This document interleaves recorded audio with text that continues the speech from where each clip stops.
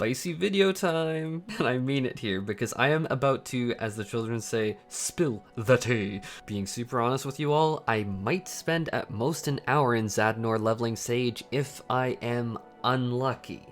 I am actually avoiding it actively. No jokes, that is actually my worst case fallback plan. So people wanted to know my exact method for leveling the Sage. Not generic leveling BS about, oh haha, yeah, Zadnor is good, even though I'm actually not even doing that, because no, Zadnor is probably not the best method, so I'm avoiding it where I can. Straight up saying that on video. Why I say that is because the speedrunning discords and like the experts in like dungeon running and that I am going to defer to here have calculated that you will need your total dungeon plus queue time to be over 20 minutes in duration for that to be less experience than if you were doing Bozja at a pretty freaking good pace. And again, Bozja is going to be filled with Reapers and Sages that are learning how to play, and those are actually sometimes a little challenging. So do I necessarily think that it's going to be optimal Bozja grinding in the first place? No. And so disclaimer here, I know that I had to get like all that out there just because I want people to get the information ASAP, but this was not the video that I planned to talk about today, but holy shit,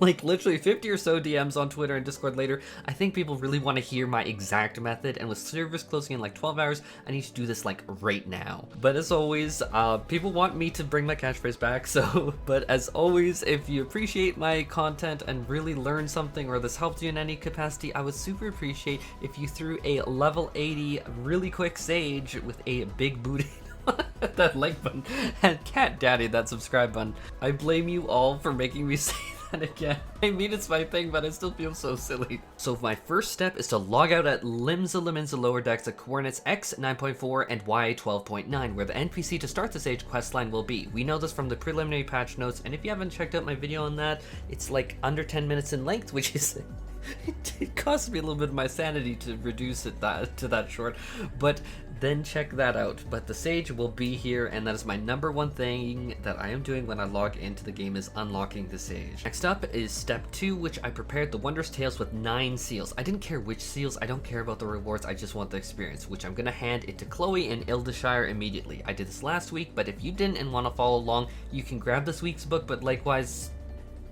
kind of the goal of the Wondrous Tales in the first place was to get a head start on the experience and like make sure when I logged in I could instantly get it. So if you don't have it this week, you could do that, but I don't even think that that will be the most optimal way. You might want to head into like main story quest roulette, but again, I'm talking about my details. That's what people want, but that's what I would do if you are going on a different path. Yeah, another thing is that I'm not going to be grabbing the book for this week. I would be surprised if I did. I might, but I'm not going to do it, at least not for Sage. So step 3 is that I do have the following challenge logs prepped, and I might have gone a little bit overboard, but I don't care. I want to make sure that this goes smoothly. And so under the battles tab, I have 3 dungeons via duty roulette at 2 out of 3. I also have dungeon master complete 5 dungeons, and I have that at 4 out of 5.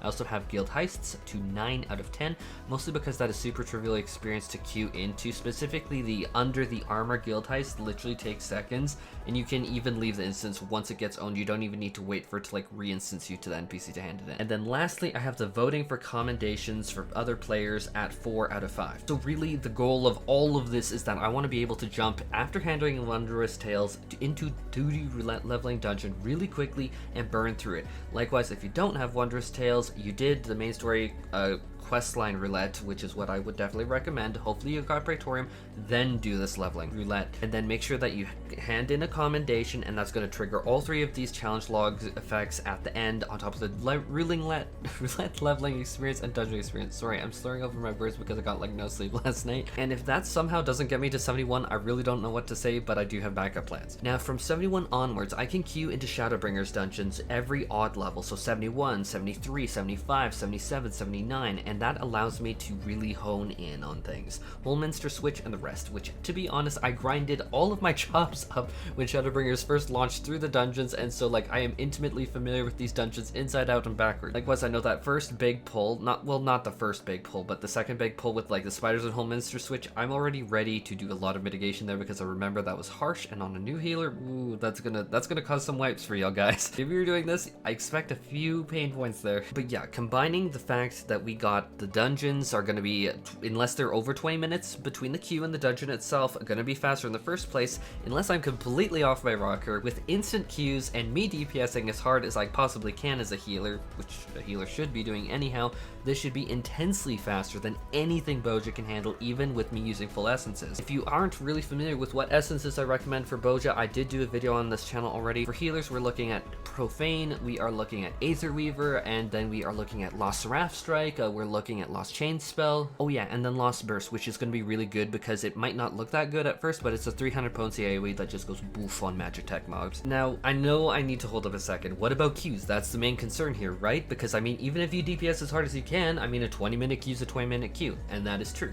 But what will hopefully intensely deviate me from most others is that I do have a tank friend that I talk to, and likewise I'm going to help them later, that they are going to be helping me level in. They're going to log in at the same time and help me get through the dungeons as soon as they can. Now I want to take a moment to go over all the experience boosts that I'm going to be compiling together here to explain another reason why this is going to be faster. Army bonus from 70 to 80 is quoted at 100% going into Endwalker as of last night's patch notes, up from 50%. Manphilia's earrings are going to be an extra 30%. Make sure that you have these ready on hand. If you don't have your pre-order bonus in your mailbox, try and get that. I know that Steam users will need to enter their code into MogStation. I only say that because that's what I had to do. Rested experience, which will increase the experience gain by 50% while it lasts, is going to be a godsend. I do have that fully charged. It's been probably charged for over 2 years now. A free company, I'm running grade 3 Heat of Battle buffs, which is going to be plus 15% experience, and then 3% from food experience buff. And yeah, the 3%, you know what, it does add up. So we're looking at 100 plus 30 plus 50 plus 15 plus 3 is going to give us a whopping of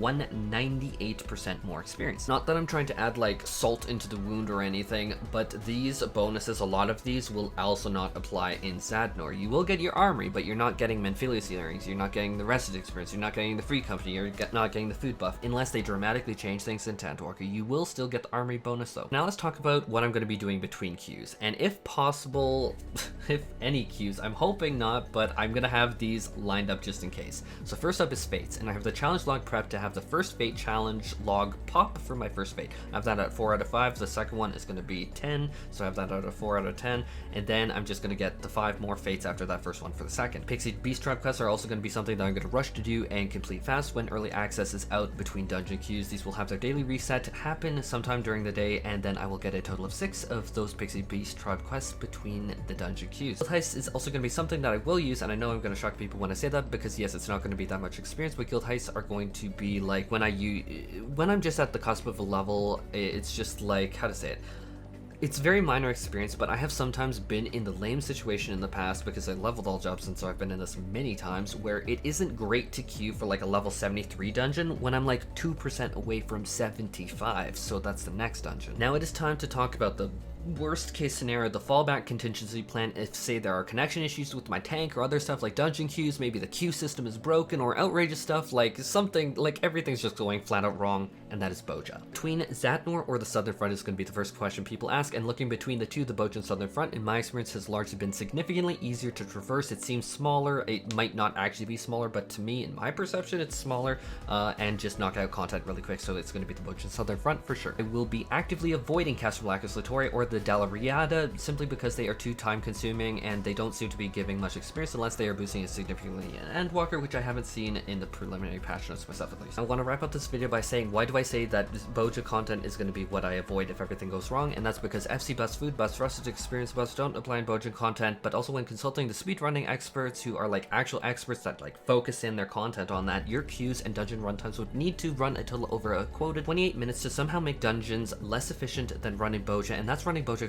quite well. Add in other facts that I am a healer and I know how to DPS as a healer. The Sage is very, very similar to the Scholar, and I've been playing way too much Scholar if I'm to be quite frank. My dungeons runs will be astronomically faster as a Sage than with people who are potentially paired with a newer Sage, meaning that you're not playing the Sage themselves, which the new Sage player may never have even unlocked a healer before. Not to mention, I expect the time to clear these critical engagements and such in Zadnor or Bozja will be potentially many wipes and be far higher clear times than usual, because mostly Reapers and Sages are going to be in there trying to figure out their toolkits. At that point, it's mostly a numbers game because you're just having a large amount of players, such as 48 players. I have more impact as a single player in a 4-person group than in a 48-person group in Zadnor. The only time that I'm going to go there is if my queue times are somehow over 15 minutes. Even then, I'm still thinking I can just fill it in activity with other things, like maybe fake grinding. And yeah, sorry I had to start talking this really fast because I know people like videos under 10 minutes. Anyhow, take care, have a good day and happy, and won't lunch if you don't hear me from another video yet.